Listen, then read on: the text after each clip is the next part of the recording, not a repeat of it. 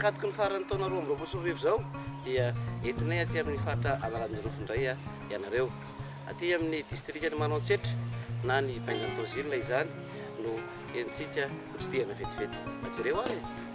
taloha rehefa andeha hanafika zany leo mpanamboatra dia ny mpitarika teto amin'ny tanàna zany mitondra vahoaka maro dia nanangana antsetry. Le antsetry antsotry izy io tamin'ny voalohany, ny antsotry dia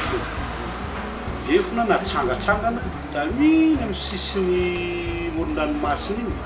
dia taitra le mpanafika rehefa nahita an'iny lefona aza miakatra fa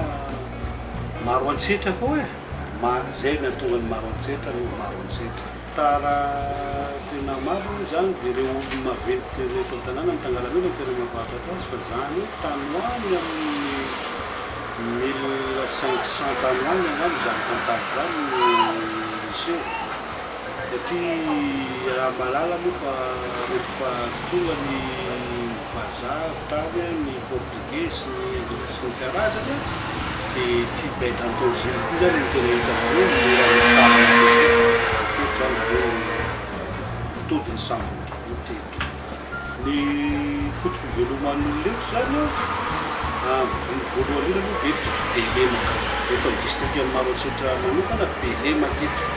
raha tsy lazitsika raha tsy hoe lemaka anankiroa dia ny lemaky Manamora sy ny lemaky Ankofa ireo zany ny tena lehibe indrindra fa tsy dia mbola votranaka tsara kanefa naizanona tsy zany dia ampoan'ny oloneto le vary vokariny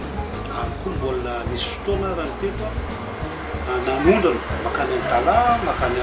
Tomasina Mananara sy ny tena mamatsy zany namatsy amin'ireo faritra maromaro manodidina ny Manantsetra zany teto taloha. Ary ny faharoa manaraka izay dia ny volo fanondrana ny jirofo ny vanilika ny rotra sy ny kafe.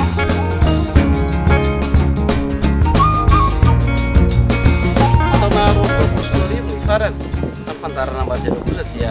fanolorantsika mianakavy any amin'ny faritra rehetra eran'ny Madagasikara hoentinay any amin'ny faritra hafa indray ianao amin'ny manaraka ary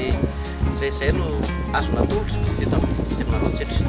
Hotratrany taona 13 indray tsika mianakavy.